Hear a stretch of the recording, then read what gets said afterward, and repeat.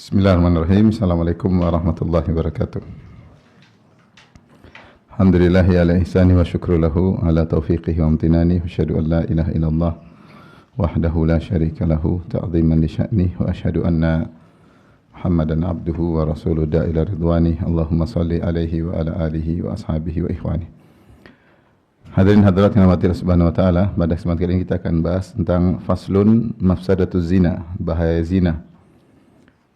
Sebagaimana kita ketahui, zina adalah perbuatan yang kata Allah, innahu kana fahisyah wa la taqrabuz zina innahu kana fahisyah wa sa'a sabila. Janganlah kalian mendekati zina, sungguhnya dia adalah perbuatan keji, ya, secara fitrah juga perbuatan keji, dan dia adalah jalan yang terburuk yang merusak baik dunia seseorang apalagi akhirat seseorang.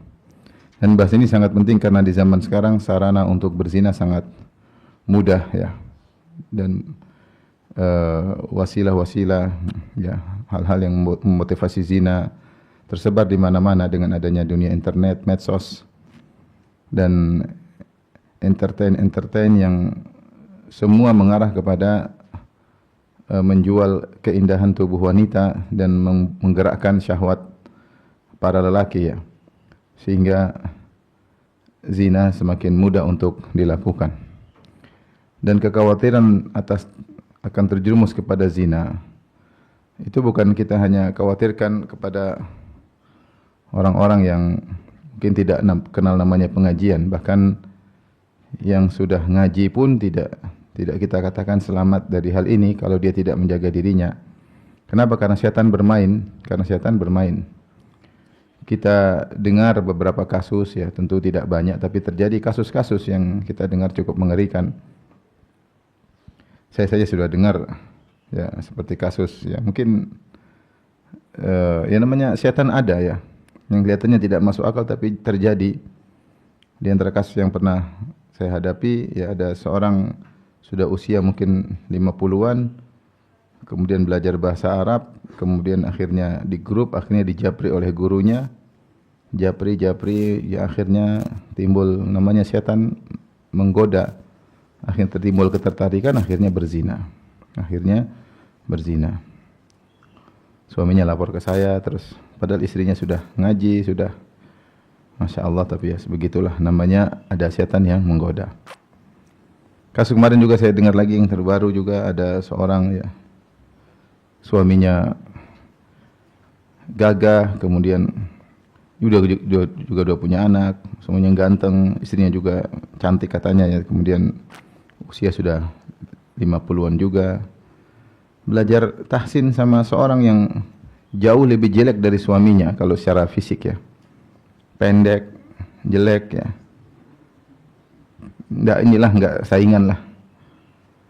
Sementara suaminya olahragawan, sering fitness, begitulah. Sudah punya anak, anaknya sudah SMA. Terus akhirnya berzina. Sampai ketika ustadz, dia akhirnya ngaku, ustadznya heran. Ibu kok bisa tertarik sama orang kayak begini? Saya bilang bukan, sebenarnya saya ingin menyampaikan bukan apa, saya ingin menyampaikan ada setan yang bermain. Kalau secara zahir enggak mungkin tertarik sama laki-laki jelek seperti ini. Ya, pas-pasan wajahnya. Kok bisa tertarik? Karena mereka sempat berdua-duaan ketika ada setoran. Ada setan. Rasulullah bersabda, la yakhluwanna rajul bimra'atin illa kana syaitanu tsalitsahuma. Tidaklah ada laki-laki dan wanita berdua-duaan kecuali ada setan yang hadir. Setan hadir emang cuma nonton-nonton doang? Enggak lah, setan datang untuk menggoda, membisikkan, menggambarkan, menghiasi, memprovokasi. Akhirnya sesuatu yang kelihatan tidak mungkin bisa tertarik kepada laki jelek seperti ini ternyata terjadi, dan terjadi berulang-ulang.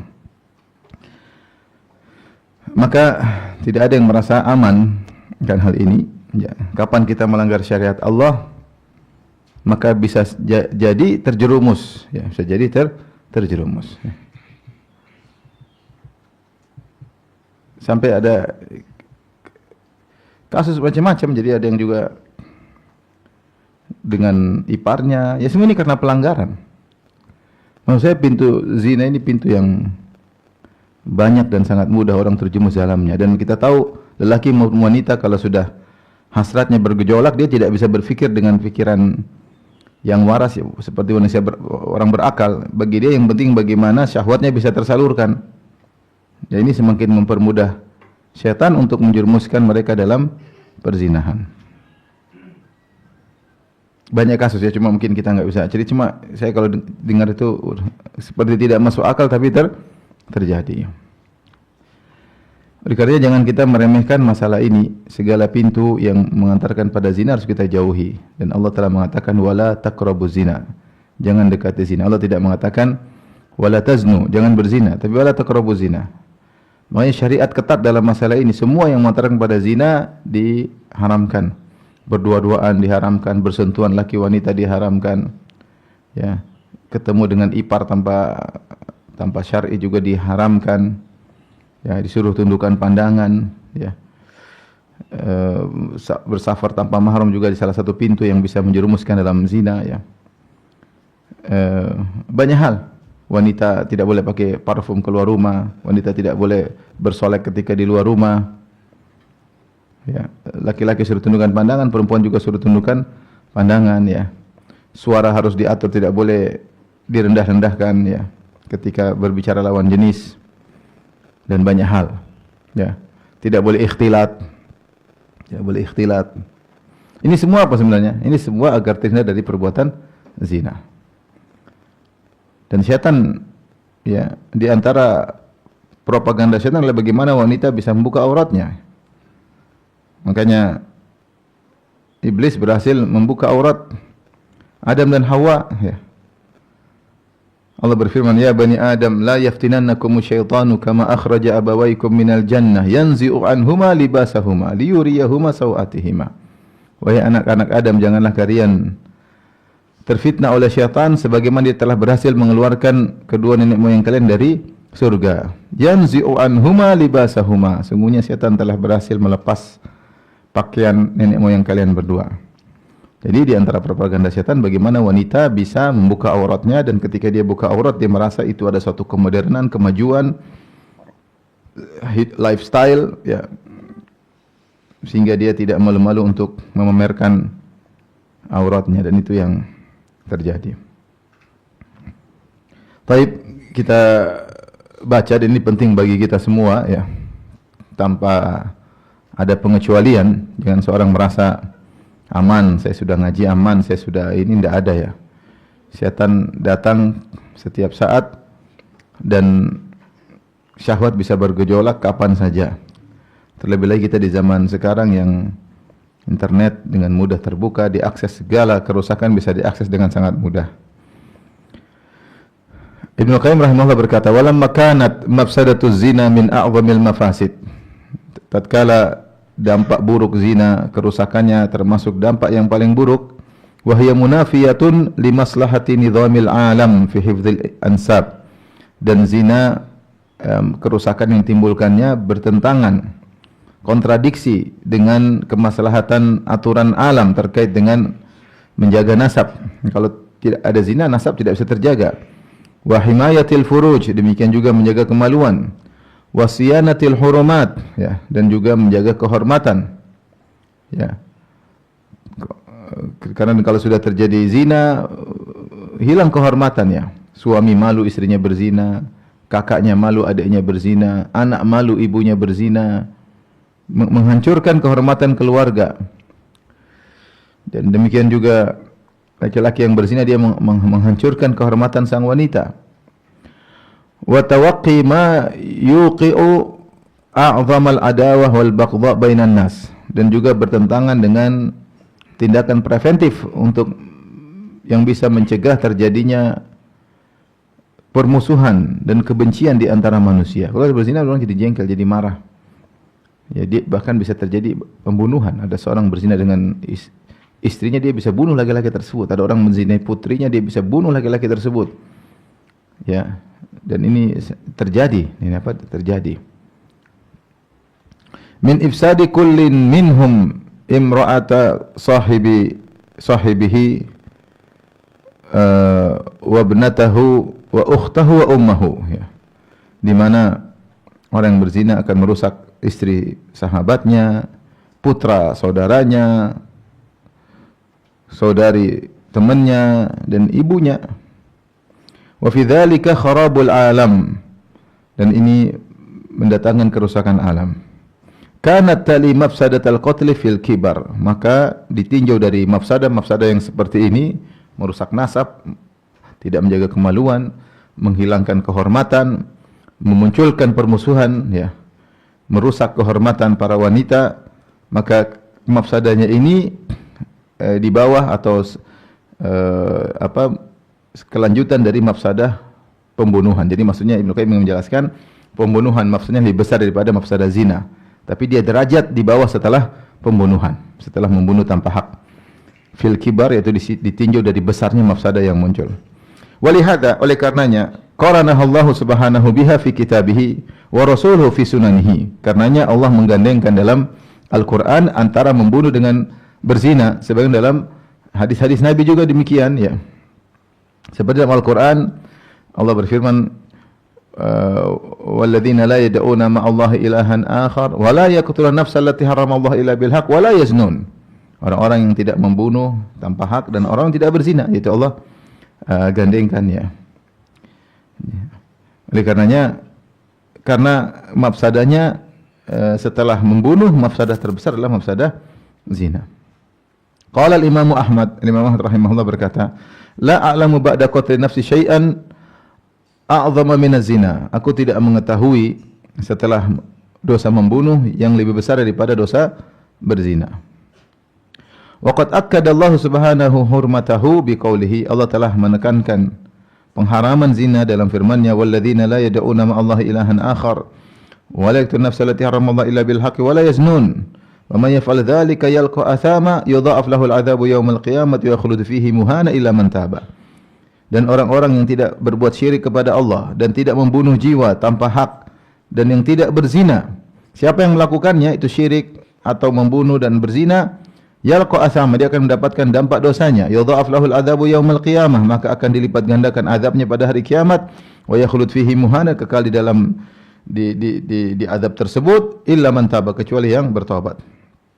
Seperti Allah berfirman, qad aflahal mu'minun alladzina hum fi salatihim khashi'un walladzina hum 'anil lagwi mu'ridun walladzina hum li furujihim hafizun. Allah sebutkan ciri-ciri orang beriman adalah yang menjaga kemaluannya. Ya, di antara menjaga kemaluan adalah tidak berzina. Faqaranahu bisyirki wa qatli nafsi. Maka Allah menggandengkan zina dengan syirik dan membunuh jiwa. Wa ja'ala jazaa'a dzalika al-khulud fil adzabil mudha'af, dan Allah menjadikan balasan orang yang melakukan syirik, membunuh dan zina adalah azab yang dilipat gandakan dan kekal di dalam azab tersebut. Malam yarfa'il abdu mujiba dzalika bitaubah wal iman, ya. Selama sang hamba, ya, tidak mengangkat, ya, sebab yang bisa menjadikan hal tersebut, ya, seperti bertobat, ya, wal iman wal amal saleh, ya. Kalau dia bertobat, beriman, beramal saleh, maka ya, tidak mengalami azab yang kekal abadi.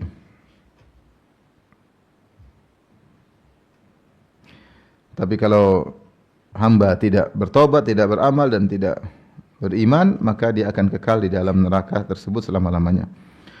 Kemudian kata Ibnu Qayyim rahimahullah, walamma kana mabda'u dzalika min qibalil basar, tatkala sumber segalanya dimulai dari pandangan, ja'alal amra bighaddihi muqaddaman ala hifdzil farji, maka Allah menjadikan perintah untuk menundukkan pandangan didahulukan daripada menjaga kemaluan. Itu dalam surat An-Nur yang Allah berfirman, qul lil mu'minina yaghuddu min absarihim wa yahfadhu furujahum dzalika azka lahum innallaha khabirum bima yasnaun wa qul lil mu'minati yaghuddna min absarihinna wa yahfadhna furujahun wa la yubdina zinatahunna illa ma dhahara minha. Kata Allah Subhanahu wa taala, katakanlah kepada para laki untuk menundukkan pandangan mereka dan untuk menjaga kemaluan mereka. Jadi pandangan dulu Allah perintahkan untuk ditundukkan, baru menjaga kemaluan.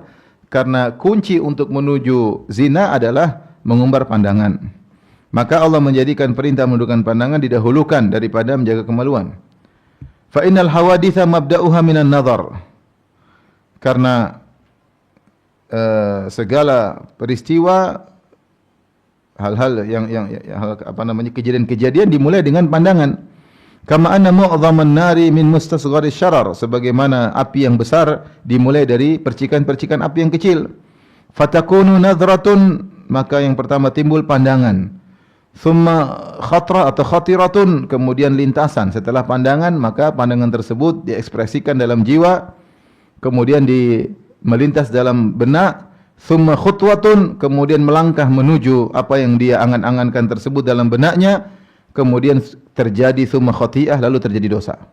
Dimulai dari pandangan, setelah itu lintasan, setelah itu langkah, setelah itu eksekusi. Walihada qila, dan ini sebagaimana Rasulullah telah menjelaskan tentang sebab-sebab zina sangat banyak. Makanya Rasulullah mengatakan, kutiba libni Adam hadzuhu min kutiba ala bini Adam hadzuhu min az-zina mudrika dzalik la mahalalah. Setiap anak Adam telah dicatat pasti kecipratan bagian zina. Dia tidak bisa menghindarinya, pasti terkena. Yaitu sarana-sarana berzina. Maka Rasulullah mengatakan, al-ainani tazniyan wa zinahuma nadhar.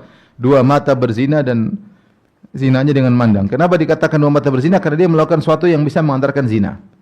Seperti wanita yang keluar pakai parfum, kata Nabi sallallahu alaihi wasallam, idza ayyuma imra'atin ista'tarat, wanita mana saja pakai minyak wangi, thumma kharajat, kemudian dia keluar rumahnya, famarat ala qaumin liyajidu minha rihaha, dia melewati suatu kaum lelaki agar mereka mencium wangi aroma tubuhnya, fahiya zaniyah, maka dia berzina. Maksudnya dinamakan berzina, ditinjau bahwasanya perbuatan dia ini sebab menjerumuskan dalam zina, karena begitu lewat ada perempuan, ada parfum.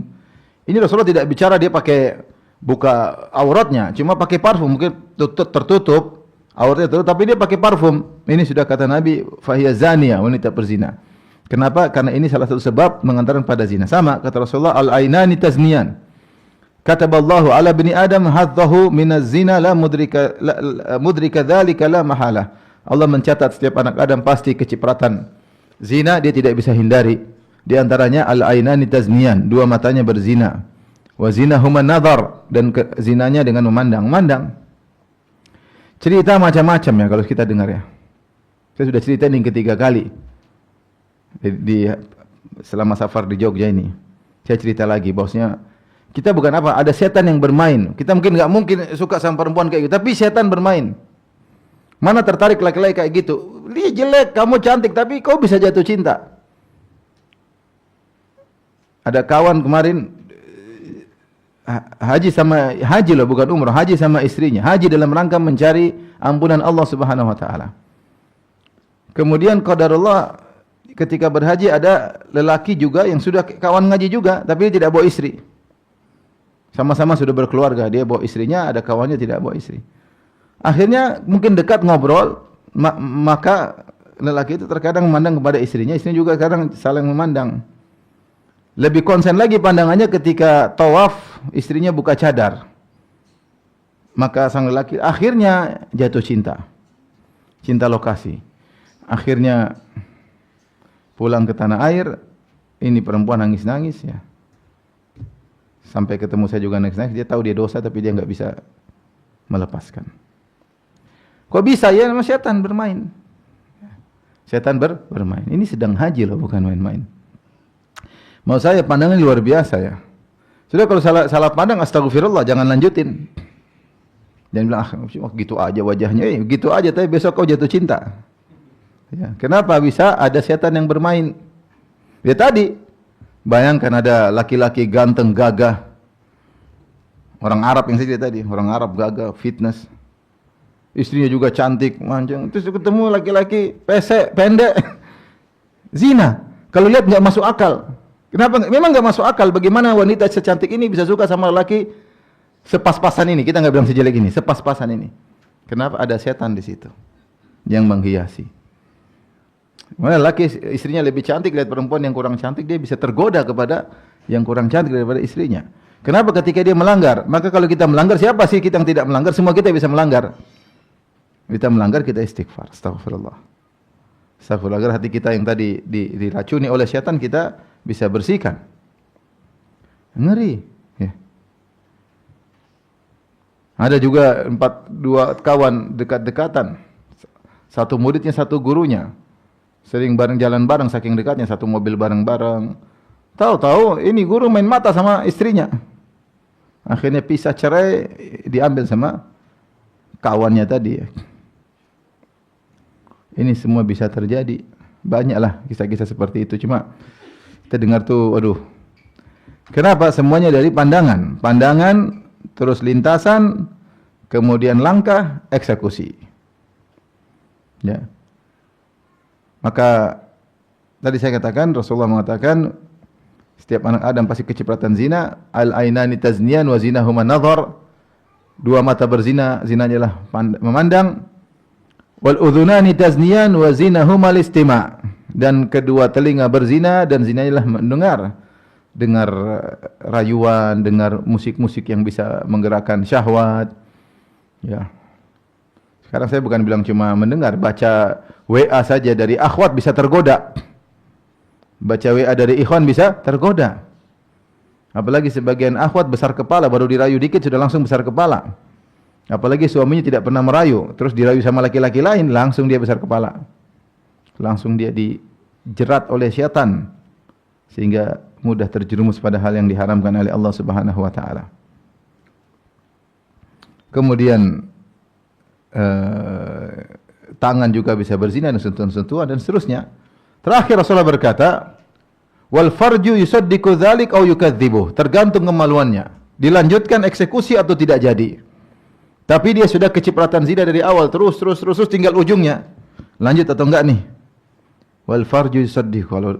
Kalau dia lanjut, maka kemaluan yang membenarkan melanjutkan sehingga terjadi zina. Kalau enggak, kemaluan yang enggan maka tidak terjadi, tapi dia sudah terlanjur kecipratan zina. Walihada qila, maksudnya ini bukan masalah kecil, bukan masalah sepele, ini bahaya bagi kita semua. Kita enggak bicara orang am, kadang setan juga masuk pada orang-orang. Nabi Adam sama Hawa kurang apa solehnya? Tapi setan terus sampai akhirnya mereka membuka aurat mereka, ya. Berhasil iblis membuka aurat mereka berdua. Walihada qila, maka dikatakan man hafidha hadhil arba'ata ahraza dinahu. Siapa yang menjaga empat perkara ini, semua dia jaga empat perkara ini yang merupakan sarana bisa menuju kepada zina, maka dia telah menjaga agamanya. Al-lahadhat, lahadhat maksudnya pandangan. Pandangan lahzah cuma pandangan sebentar. Kalau dia segera tundukkan, aman. Kalau dia lanjutkan, tidak aman. Lahadhat, ya. Wal khatarat, al-khatarat yaitu lintasan-lintasan. Kalau dia ada lintasan buruk, dia tepis, auzubillahi minasyaitonir rajim, maka dia aman. Tapi kalau dia terus melanjutkan lintasan tersebut, khayalan-khayalan, maka dia tidak aman. Wal lafadhat, kemudian dilanjutkan dengan pernyataan-pernyataan, kata-kata, ungkapan-ungkapan, ya, langsung atau dengan WA atau dengan status, dengan apa ya, isyarat-isyarat. Kemudian al-khutuwat, langkah-langkah. Kalau dia bisa jaga langkah, jangan ke sana, insyaallah dia aman. Kalau dia enggak bisa menjaga, maka dia akan terjerumus. Fayambaghi lil abdi ayyakuna bawwaba nafsihi. Maka seorang hamba harus menjadi bodyguard dirinya sendiri. Bawwab itu kan satpam pintu, bawwab. Dia harus jadi satpam, bodyguard, jaga pintunya sendiri. Jangan sampai pintu 4 ini kecolongan. Ala hadhil abwabil arba'ah. Dia harus menjadi pengawas di 4 pintu ini. Yulazimur ribata ala thuguriha. Dia harus benar-benar menjaga di daerah perbatasan. Ada celah-celah harus dia jaga, jangan sampai celah-celah tersebut dimasuki oleh iblis. Faminha yadkhulu ahlil adu. Dari celah-celah itulah masuk setan. Celah sederhana, jangan dia bermain, jangan dia spekulasi, jangan coba-coba. Cinta fitnah bisa muncul kapan saja. Orang bilang cinta lokasi, bayangkan kehajian ketemu cinta lokasi. Itu lokasi dibawa sampai ke tanah air. Di tanah haram melakukan pelanggaran, di tanah haram melirik istri orang. Istri juga ikut menyambut. Tadinya malu-malu tapi berulang-ulang. Pertama malu, astagfirullah. Kedua, alhamdulillah. Ketiga, wa syukrulillah, selesai. Keempat, bisa berzina lama-lama. Kapan melanggar sudah selesai. Jangan coba-coba melanggar karena kita tidak tahu kapan hati kita lemah. Kita ini enggak bisa mengontrol hati kita. Dan bilang, perempuan jelek tapi kalau dia senyum, Kalau dia kirim transfer duit, berubah hati. Jadi laki-laki jelek, laki-laki tapi ternyata senyum, pelayanan bagus. Lebih bagus daripada suaminya, berubah hati. Ini nyata ini. Bayangkan ini. Suaminya gagah, ganteng, fitness, tinggi. Ini suka sama laki-laki. Kalau bukan setan yang bermain, apalagi? Ya, secara logika tidak mungkin.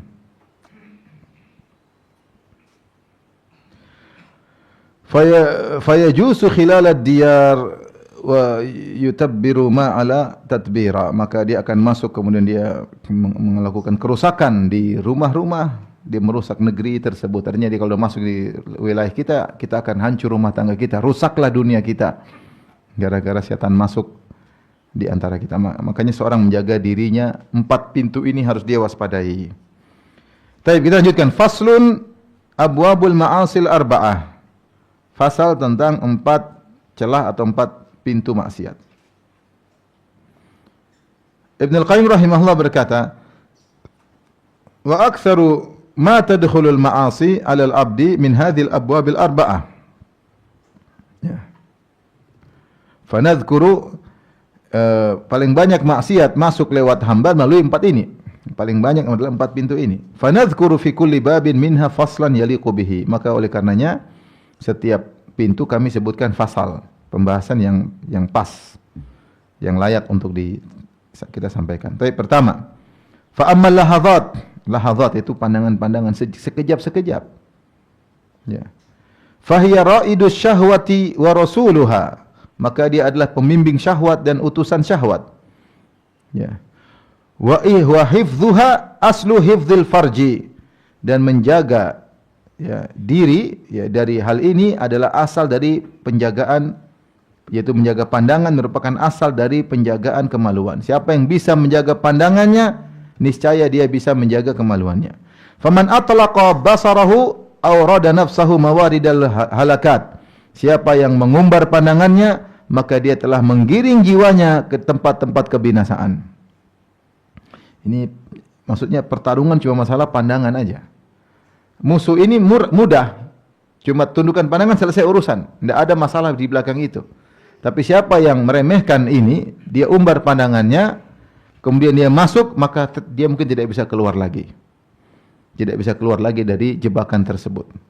Ya. Makanya dalam hadis Rasulullah berkata, kalau orang sudah masuk ada tirai-tirai menuju pintu-pintu kemaksiatan, maka ada yang beri nasihat, ya Abdullah, la taftahu, fa innaka in taftahu talijhu. Wahai hamba Allah, jangan kau buka tirai tersebut. Jangan sekali-sekali kau coba buka. Sungguhnya kalau kau buka, kau pasti masuk, enggak mungkin enggak. Permasalahan cuma mengklik atau tidak. Kalau enggak klik, selesai. Ada akhwat kirim WA, permasalahannya dibaca atau tidak. Kalau enggak dibaca, langsung dihapus. Kalau mulai baca, apalagi dijawab, selesai. Pertarungan cuma pada, ujian cuma pada pertama saja. Ini ringan, ujian pertama ringan. Cuma tinggal enggak klik, selesai. Di scroll, enggak dilihat. Tapi kalau udah klik, lihat, terus mulai setan datang menghiasi. Mulai lanjut. Ada yang kirim, kemudian gini, kemudian lanjut. Namanya setan. Siapa sih laki-laki perempuan berbicara tidak kestrom? Pasti kestrom. Apalagi dengan kata-kata indah. Namanya kalau WA pasti pilih kata-kata yang indah. Tidak ada dalam WA kata-kata yang kotor, apalagi sama lain jenis ya. Pasti pilih kata-kata yang baik. Maka siapa yang mengumbar pandangannya akan menggiring jiwanya kepada tempat-tempat kebinasaan. Qala sallallahu alaihi wasallam, Rasulullah SAW bersabda, iyyakum wal julusa ala turuqat, waspadalah kalian dari duduk di pinggir-pinggir jalan. Qalu ya Rasulullah, ini jalan zaman Nabi, siapa sih lalu lalang cuma sedikit zaman Nabi. Qalu ya Rasulullah, para sahabat berkata, ya Rasulullah, majalisuna ma lana buddun minha. Kami harus bermajelis ya Rasulullah di pinggir jalan, enggak ketemu orang duduk sebentar, ada urusan apa, mungkin bicarakan bisnis di pinggir jalan, menuju pasar, namanya ada keperluan. Qala fa in kuntum labudda fa'ilin fa'atut tariqa haqqahu. Kalau kalian memang harus duduk di pinggir jalan, nongkrong di pinggir jalan, maka tunaikan hak jalan. Qalu wa ma haqquhu. Kata para sahabat, apa itu hak jalan? Rasulullah pertama ucapkan, qala Ghaddul basar wa kafful adha wa raddus salam. Pertama, tundukkan pandangan. Kedua, jangan ganggu orang lain. Yang ketiga, jawab salam. Ada yang beri salam, assalamualaikum. Ya. Ini di zaman Nabi jalan siapa sih yang lewat? Yang lewat juga kebanyakan pakai jilbab, kemudian menutup aurat ya. Jalan sekarang. Dan jalan ini bisa kita katakan jalan yang offline, jalan online. Kalau offline ya sudah, kita tinggal duduk di jalan, lihat cewek lewat, cewek lihat, ini. Berbagai macam wanita lewat depan.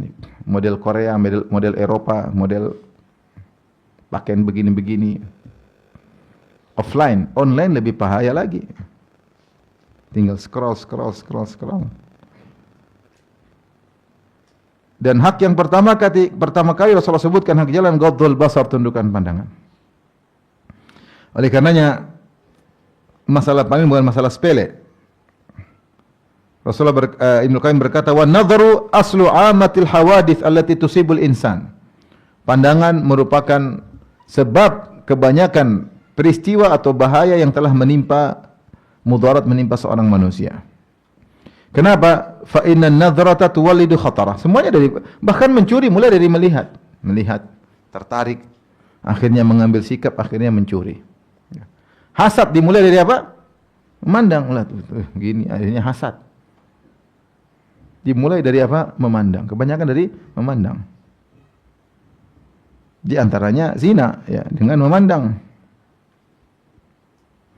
Fa inna nadharata tuwallidu khatirah. Karena pandangan memunculkan lintasan. Thumma tuwallidul khatiratu fikratan. Setelah itu lintasan menimbulkan suatu pemikiran, yaitu pengamatan, akhirnya dipikir-pikir terus. Thumma tuwallidul fikratu syahwatan. Setelah dipikir-pikir terus akhirnya menimbulkan syahwat. Tadinya cuma lintasan, enggak sampai syahwat, cuma lihat astagfirullah lewat. Tapi dia mikir, lintasan diulang-ulang, jadilah mikir. Setelah dimikir-mikir timbul syahwat. Thumma tuwallidu syahwatu iradatan. Tadinya syahwat ini kepingin. Sudah syahwat kepingin. Thumma taqwa. Kemudian keinginan tersebut semakin kuat. Fatasiru azimatan jazimatan. Jadi tekad yang kuat. Jadi keinginan semakin kuat jadi azim. Azimah jadi tekad. Bukan sekadar kepingin tapi sudah tekad. Fayaqul fi'lu wala budda. Kalau sudah tekad pasti terjadi eksekusi. Tidak bisa dihindari. Malam yamna minhu mani, selama tidak ada yang mencegah. Kalau yang mencegah tidak jadi, tapi kalau tidak ada yang mencegah pasti terjadi eksekusi, pasti, karena sudah sampai pada azam, tekad. Wa fi hadza qila, maka dikatakan as-sabru ala ghaddil basar aisaru min as-sabri ala alami ma ba'dahu.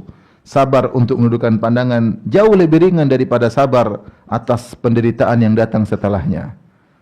Kalau sudah tidak tunduk. Kalau sabar tidak untuk tanaman masih mudah. Tinggal turunkan astagfirullah, lihat lagi astagfirullah.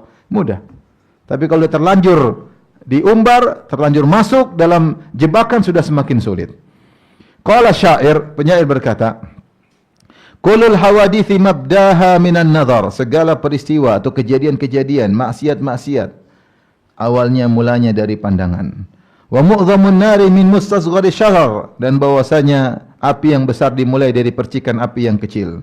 Kam nadratin balagat min qalbi sahibiha. Betapa banyak pandangan yang masuk dalam hati pemandangnya. Kama blagi sahmi bainal qausi wal watari. Sebagaimana anak panah yang dilepaskan di antara busur dan tali panah masuk menembus dada seseorang. Makanya datang dalam riwayat dikatakan nadhal muharram sahmun min sihami iblis. Pandangan haram adalah anak panah yang iblis tancapkan. Dia tarik dengan sungguh-sungguh, masuk enggak bisa kecabut. Sudah terlanjur cinta lokasi. Mau diapain? Sudah terlanjur jatuh cinta. Cinta yang haram. Dia punya suami, dia cinta suami orang.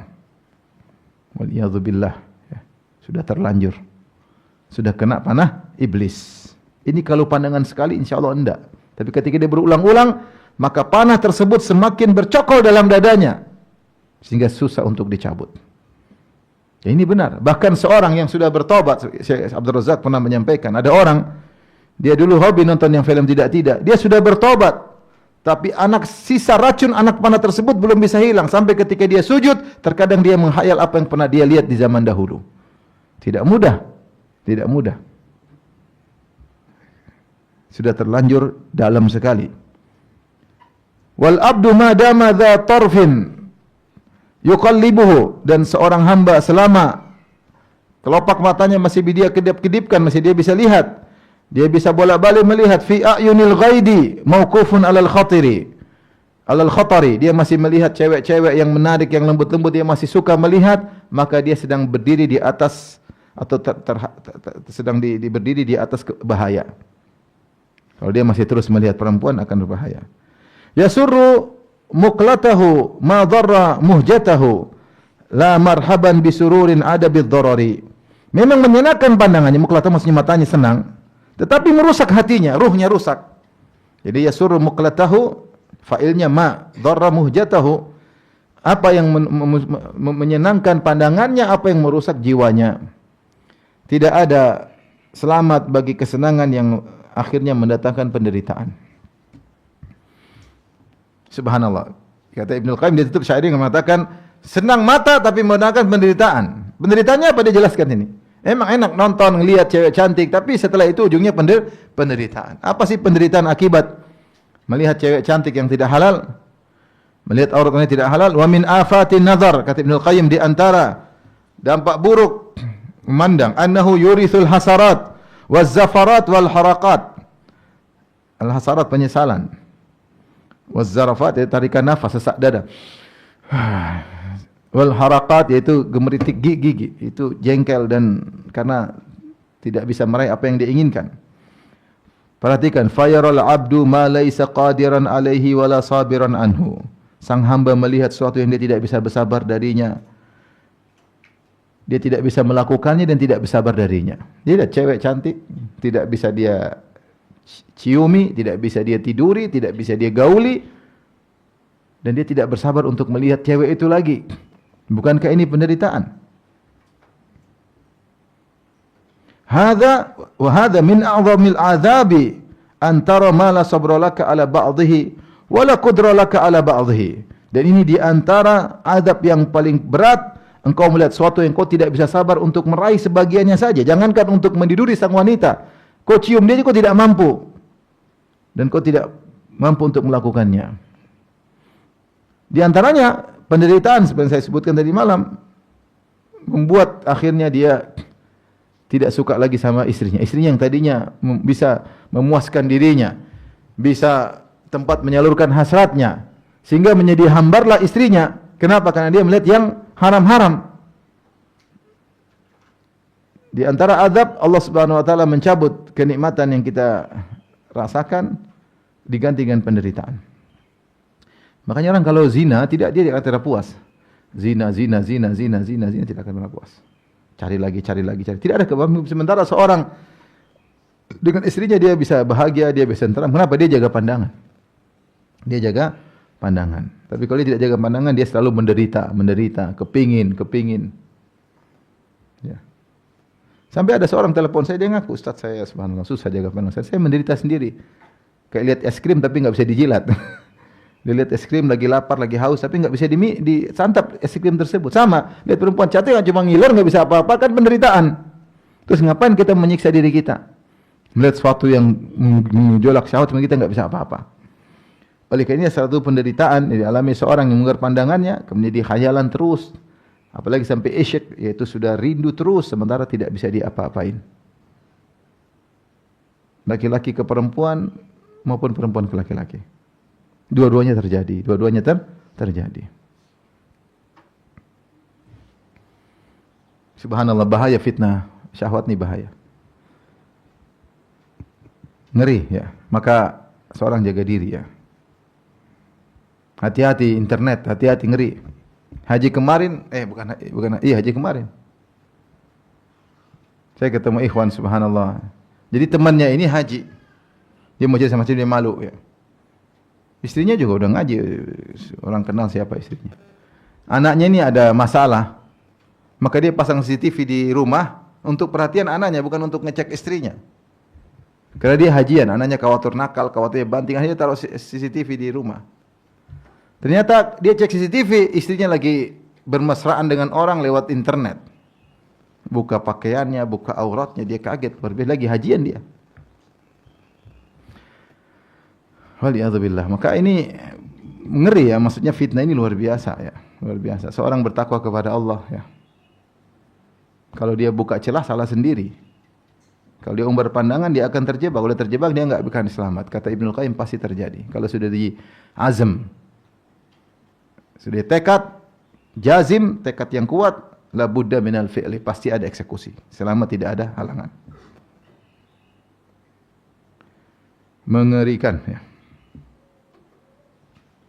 Kisah banyak ya, tentu tidak, maksudnya ini ya, yang saya sampaikan bukannya apa-apa, bukan, cuma agar kita hati-hati ya.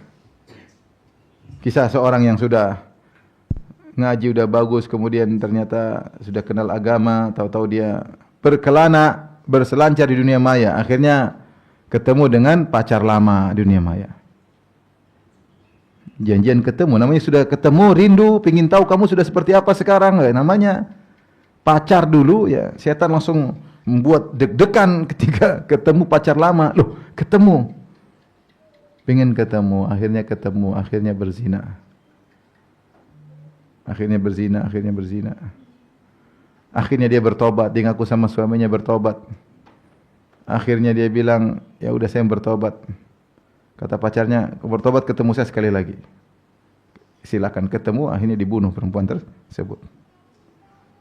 Kasihan ya. Oleh karenanya hati-hati, semua perlu hati-hati. Kita laki-laki, perempuan yang disuruh tundukkan pandangan bukan cuma laki-laki, perempuan juga. Ya. Terutama di rumah diomelin sama suami, wah ini bahaya nih. Mulai lihat laki-laki yang lain dan sangat mudah digoda ya. Jangan mudah digoda. Baik, kita lanjutkan. Wa ammal khatarat, adapun lintasan-lintasan fasyanuha as'ab, maka lebih berat daripada pandangan. Kalau sudah pandangan dibiarkan, akhirnya berlanjut pada lintasan-lintasan, kelewat lagi. Enggak dipikirin, muncul sendiri. Kenapa? Ada setan yang menghiasi. Saya enggak mau mikir sendiri. Ya itulah setan. Setan ngapain tidur aja? Setan enggak tidur, dia ngurusin kita. Gimana menggoda kita? Karena kau sudah buka pintu, buka kunci, ya sudah dia lanjutin. Tinggal dia bisikin lagi apa yang sudah kita lihat. Dia hiasin lagi, diulang lagi. Udah lihat tahun lalu masih diingetin lagi. Terus kapan ada kesempatan, setan tidak pernah putus asa menggoda manusia. Wa amal khatarat fa sya'nuha as'ad. Adapun lintasan-lintasan perkaranya lebih berat. Fa innaha mabda'ul khairi wasyarr. Karena dia adalah asal muasal kebaikan maupun keburukan. Wa minha tatawaladul iradat, sebagaimana kita singgung tadi, dengan lintasan-lintasan tadi maka muncullah keinginan-keinginan. Kemudian wal himam, himmah-himmah, semangat muncul, wal azaim, jamal azimah, maka tekad mulai bermunculan. Faman ra'a khataratihi malaka zimama nafsihi, siapa yang menjaga lintasan-lintasan dirinya, dia akan bisa mengontrol jiwanya. Lintasan di astaghfirullahaladzim, dia palingkan, tidak dia biarkan lintasan tersebut meskipun itu di luar kuasa dia, tapi dia berusaha ngelawan, maka dia bisa mengontrol dirinya.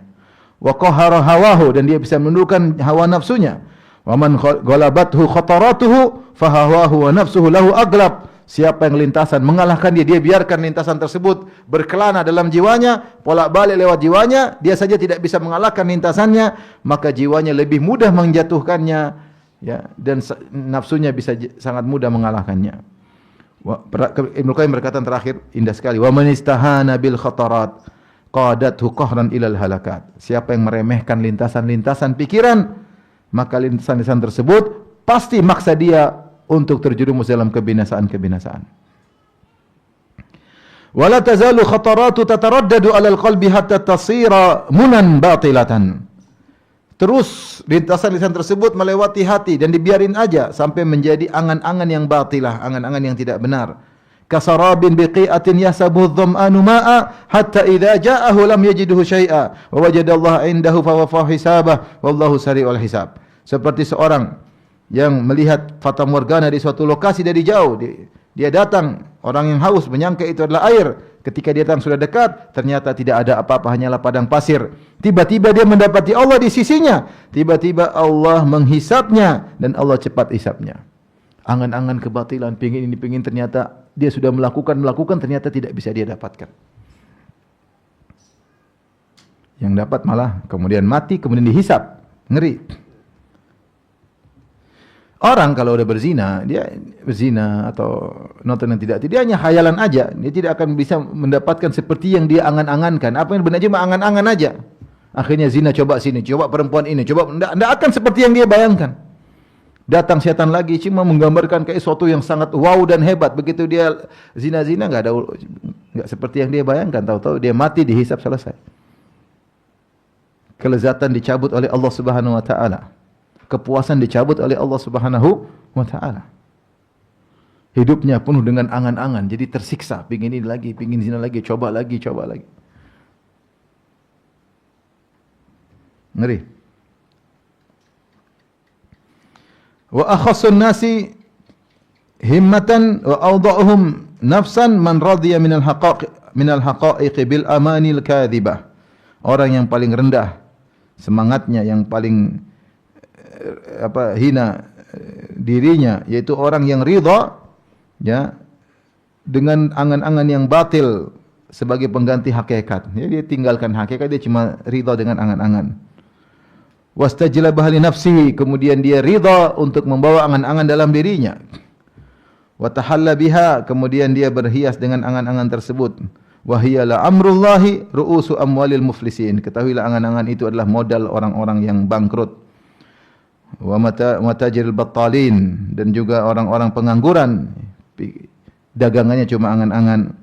Wa hiya qutun nafsil farighati allati qad qana'at minal wasli bi zawratil khayal wa minal haqa'iq bi kawadhibil amal. Ya, hanyalah pegangan jiwa yang kosong, yaitu asupan jiwa yang kosong, ya, yang hanya puas dengan sambungan-sambungan khayalan, ya, dan meninggalkan hakikat dengan angan-angan yang dusta. Baik. Kita lanjutkan. Wa amma lafazat, adapun lafal-lafal, ya. Jadi setelah mandang lintasan, sekarang mulai ada bentuk eksekusi, mulai dari ekspresi, mengekspresikan dengan lafal, tulisan, komentar, mulai. Wa amma lafazat fa hifdhuha bi an la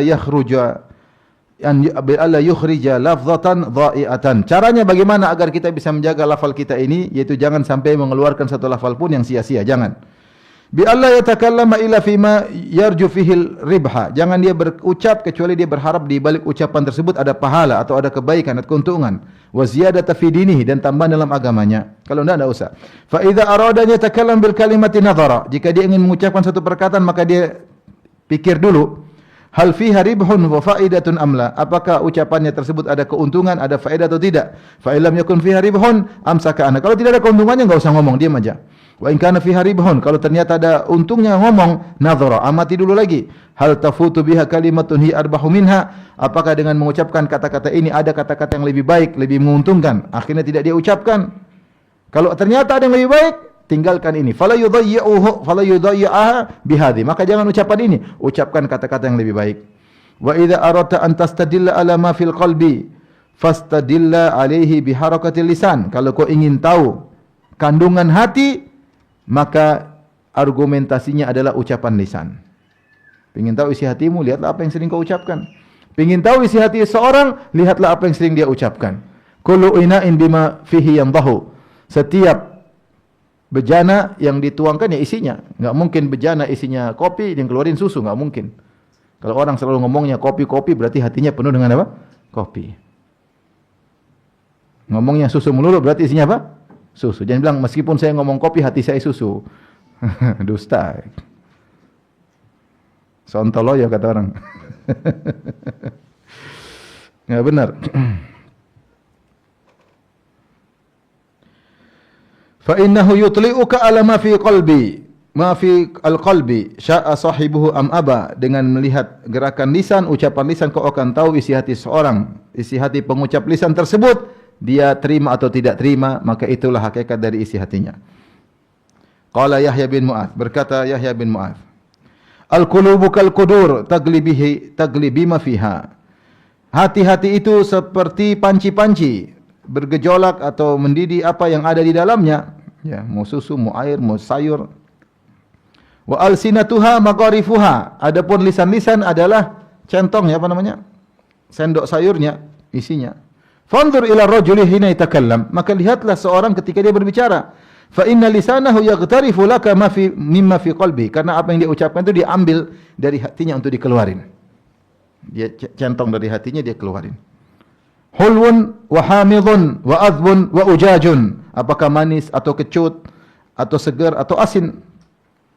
Tawar atau asin? Wa ghairu dzalik. Tergantung apa yang diucapkan itu di hatinya.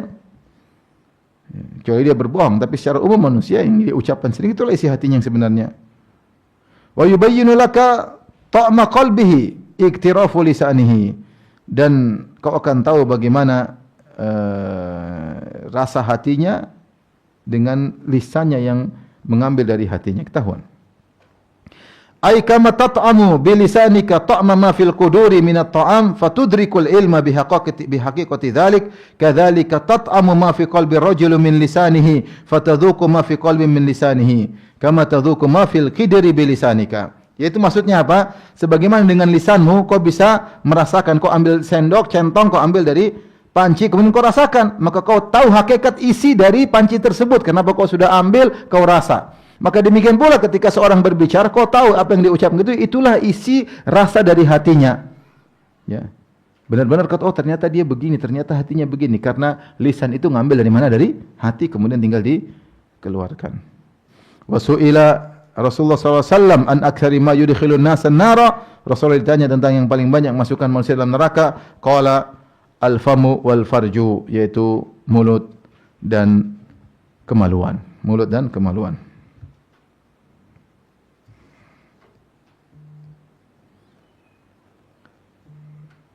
Sampai jam berapa? Mas?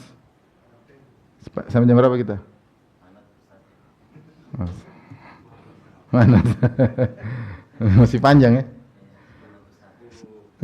Yang 10. Okey. Wa min al-ajabi anna al-insana yahunu alayhi tahaffuz wal ihtirazu min akli al-harami wadh-dhulmi waz-zina was-sariqati wa syurbil khamr. Di antara perkara yang menakjubkan, seorang mudah baginya. Jadi Ibnu Qayyim sekarang berbicara tentang pintu-pintu maksiat ya. Kalau pintu-pintu maksiat terkait yang kuat tentang zina adalah pandangan dan lintasan. Pintu maksiat yang lain adalah omongan. Ini juga pintu maksiat. Maka harus dijaga agar kita tidak terjerumus dalam maksiat. Pintu maksiat di antaranya adalah apa? Omongan. Maka Ibnu Qayyim mengatakan di antara perkara menakjubkan, seorang mudah untuk menjaga diri dari makan yang haram. Dia ini haram, dia tinggalkan. Dari berbuat zalim, ini zalim. Zina, dia enggak zina. Mencuri, dia tidak minum khamar ya.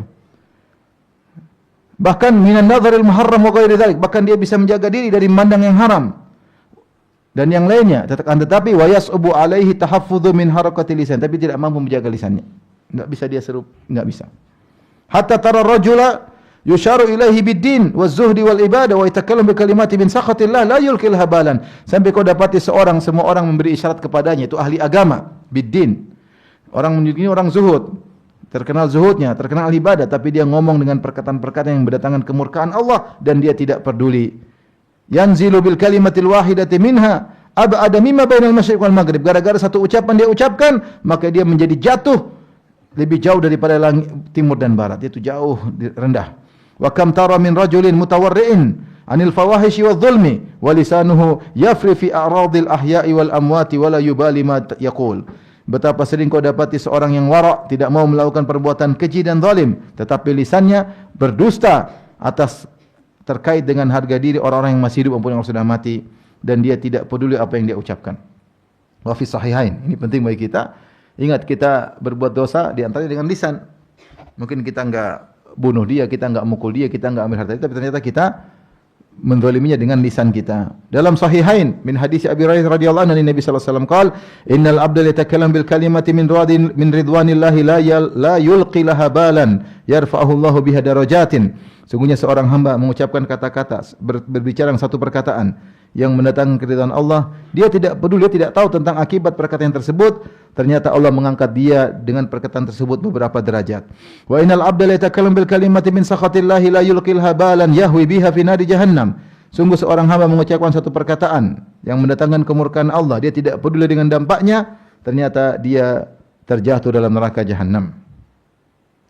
Wa fil lisan afatani azimatani. Dalam lisan ada dua bahaya, ya, penyakit. In khalusa min ihdahuma lam yakhlus minal ukhra. Ya, kalau selamat dari salah satunya, maka dia tidak akan selamat dari satunya lagi. Afatul kalam, yaitu bahaya banyak bicara, wa afatus sukut, dan penyakit diam juga. Ini maksudnya ada penyakit dalam berbicara, juga penyakit dalam diam. Yaitu wa qad yakunu kullun minhuma a'dhama ithman minal ukhra fi waqtiha. Terkadang ngomong lebih berbahaya daripada dosanya, lebih bahaya daripada diam, dan terkadang diam dosanya lebih besar daripada berbicara. Fasakitu anil haqqi syaitanun akhras. Seorang yang diam dari kebenaran adalah syaitan yang bisu. Asin lillah, bermaksiat kepada Allah. Mura'in, riya. Dia takut ini, dia diam aja, sudah tahu benar dia diam. Suatu salah dia tidak mengingkari. Ini diam, ini syaitan yang bisu. Ya, dia riya, buktinya riya, dia enggak berani ngomong. Mudahin, mencari muka. Idza lam yakhaf ala nafsihi. Ya. Wal mutakallim, jika dia tidak khawatir atas dirinya. Beda kalau dia tak khawatir suatu menimpa dirinya atau darurat, lain cerita. Wal mutakallimu bil batil syaitanun natiqun asinillah. Dan sebaliknya, orang berbicara dengan kebatilan, maka dia syaitan yang berbicara bermaksiat kepada Allah Subhanahu wa taala. Wa aktsarul khalqi munharifun fi kalamihi wa sukutihi. Banyak makhluk, banyak manusia menyimpang dalam perkataannya maupun dalam diamnya. Fahum baina hadaini nau'aini, maka mereka berada di antara dua kesalahan ini. Kadang ngomong ngawur, kadang diam juga tidak pada tempatnya. Wa ahlul wasati, adapun orang yang tengah. Wa hum ahlus siratil mustaqim, dan mereka adalah orang yang menempuh jalan yang lurus. Kafu alsinatahum anil batil, maka mereka diam dari perkara yang batil. Wa atlaquha fima ya'udu alaih naf'uhu fil akhirah, dan mereka baru ngomong kalau ada manfaatnya bagi mereka di akhirat. Fala tara ahadahum yatakallam bi kalimatin tadhhabu alaihi dha'iatan bila manfaatin. Kau dapati tidak seorang pun dari ahlu istiqamah tersebut yang berbicara yang satu kalimat yang tidak ada faedahnya sama sekali. Fadlan an tadurrahu fi akhiratihi, apalagi sampai memberi mudarat kepadanya di akhirat. Ngomong tidak ada manfaatnya, dia tidak mau. Apalagi ngomong yang bisa bikin mudarat baginya di akhirat. Wa innal abda la ya'ti yaumal qiyamati bihasanatin amsalil jibal. Sungguh seorang hamba datang pada hari kiamat membawa kebaikan pahala setinggi gunung-gunung. Fayajidu lisanahu qad hadamaha alaihi kullaha. Dia dapati lisannya telah menghancurkan seluruh kebaikan-kebaikan tersebut. Ya'ti wa ya'ti bisayyiati amsalil jibal. Dan sebaliknya dia datang pada hari kiamat membawa dosa setinggi gunung. Fayajidu lisanahu qad hadamaha min kathrati dzikrillahi wa mattasala bihi. Ternyata dosa-dosa tersebut sehingga gunung hancur gara-gara lisannya yang banyak berzikir kepada Allah dan apa yang terkait dengan Allah Subhanahu wa taala. Hati-hati. Makanya Al-Ghazali mengisyaratkan orang yang suka ghibah seperti apa? Seperti dia punya istana besar bagus, kemudian dia bawa bom manjanik, kemudian lempar batu besar hancurin. Setiap dia ghibah dia lemparin istananya hancur. Seperti itu. Gara-gara dosa lisannya. Seorang jaga lisan, ya. Jangan sudah dia banyak bikin istana di surga kemudian dihancurin. Jangan. Seperti ini katakan Ibnu Qayyim, datang bawa pahala banyak setinggi gunung, kemudian dia gara-gara lisannya hancur semuanya. Wa ammal khutuwat, adapun langkah-langkah, ya ini mau eksekusi, kalau langkah sudah menuju eksekusi, fa hifdzuha bi alla yang qila qadamahu atau yang qula qadamahu ila fima yarju thawabahu, yaitu jangan dia langkahkan kaki kecuali yang diharapkan pahalanya. Fa illam yakun fi khutahu mazidu thawabin fal qu'udu anha khairun lahu. Kalau langkahnya tidak mendatangkan tambahan pahala, lebih baik dia diam, tidak usah melangkah. Wa yumkinuhu an yastakhrija min kulli mubahin yakhtu ilaihi qurbatun yanwiha lillah fataqu khutahu qurbatan. Dan mungkin dia bisa melakukan dengan mudah setiap perkara mubah yang dia langkahi, dia niatkan untuk karena Allah, maka setiap langkahnya mendekatkan dia kepada Allah. Ini maksudnya cara Ibnu Qayyim agar setiap langkah kaki bermanfaat, setiap apapun kau kerjakan niatkan karena Allah. Mau olahraga niatkan karena Allah, mau pergi ke pasar niatkan karena Allah, mau kerja niatkan karena Allah, sehingga langkah kakimu selalu bermanfaat. Dan orang kalau senantiasa meniatkan karena Allah Subhanahu wa taala, maka dia mudah terhindar dari maksiat karena dia niatkan karena Allah. Kalau karena Allah tentu dia tidak mau yang terkait dengan kemaksiatan. Baik, demikian saja apa yang saya sampaikan pada kesempatan kali ini. Wallahu ta'ala alam bisawab. Semoga Allah menjaga kita semua dari dosa-dosa dan semoga Allah mengampuni dosa-dosa yang telah kita lakukan, dan semoga Allah menutupi aib-aib kita dan mempertemukan kita semua di surganya. Amin ya rabbal alamin. Kalau ada yang bertanya saya persilahkan. Ini ada satu pertanyaan, Ustaz. Silakan. Bismillah. Assalamualaikum, Ustaz. Salam warahmatullahi wabarakatuh. Pertanyaannya, saya ibu asli dari Bugis. Suami saya orang Jawa. Saya ingin menempuh jalan agar anak saya bisa seperti Ustadz Firanda. Saat ini Nanti gemuk kayak saya, Bu. iya. Saat ini anak saya laki-laki 17 tahun dalam proses tahfidz 30 juz. Mohon arahannya, jazakumullah khairan. Jangan seperti saya, harus jauh lebih baik daripada saya. Saya ini siapa sih? Jadi jangan dijadikan contoh. Saya ini bukan siapa-siapa dan masih banyak aib saya yang ibu tidak tahu. Oleh karenanya teruskan saja ya tahfidz, doain terus anaknya, dijaga niatnya, jangan sombong dengan tahfidznya ya, jangan angkuh ya. Nanti kalau waktunya mendaftar di Madinah, daftarin aja. Kalau belum diterima maka daftar di sekolah-sekolah yang ada di sini, tetap terus ditemani, disemangati ya, dikasih motivasi terus dan doa yang terus berkesinambungan, mudah-mudahan punya dampak yang luar biasa bagi sang anak. Tinggikan cita-citanya, bilang kita harus bisa ini, harus bisa berdakwah, harus bisa kuatkan cita-citanya, karena anak-anak kalau punya cita-cita yang tinggi dia akan termotivasi. Tidak ada masalah misalnya disuruh ngajar-ngajar ya, tapi tetap agar dia termotivasi. Di antara yang buat orang termotivasi disuruh ngajar inilah, terima setoran kah, sehingga dia ada kelezatan mengajar sehingga nanti dia akan termotivasi. Wallahu ta'ala alam bisawab. Sudah?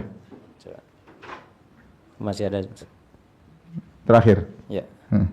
Bismillah. Assalamualaikum warahmatullahi wabarakatuh. Waalaikumsalam warahmatullahi wabarakatuh. Afwan Ustadz, semoga Allah memberkahi Ustadz dan keluarga. Amin. Izin bertanya, apakah diperbolehkan istri diam-diam memblokir nomor akhwat di HP suaminya karena akhwat tersebut sering menghubungi suaminya dan nanti dibuka lagi sama aja. Ngapain blokir, suami juga tahu. Kecuali suaminya nggak tahu, blokir aja nggak ada masalah. Tapi kalau suaminya tahu, dia tinggal buka lagi, gampang. Ya, suaminya yang kalau sering kontak dia diskusi sama suaminya, ini haram apa hubungannya, kan lewat saya bisa bilang gitu. Ya, kenapa harus WA-WAan ya? Kamu kalau buka pintu maksiat nanti dampaknya pasti belakangan rumah tangga kita rusak. Kau juga bisa merusak rumah tangga orang, nanti efeknya kepada anak-anak. Maka dinasihati. Tapi kalau suaminya nggak tahu, boleh dia blokir aja. Ya, blokir karena ini mudarat ya. Tapi kalau suaminya ternyata yang ngontak ya kasih tahu, nasihati suaminya. Wallahu ta'ala alam bisawab. Subhanakallah bihamdik asyhadu an la ilaha illa anta astaghfiruka wa atubu ilaik. Assalamualaikum warahmatullahi wabarakatuh. Waalaikumsalam warahmatullahi wabarakatuh. Kami haturkan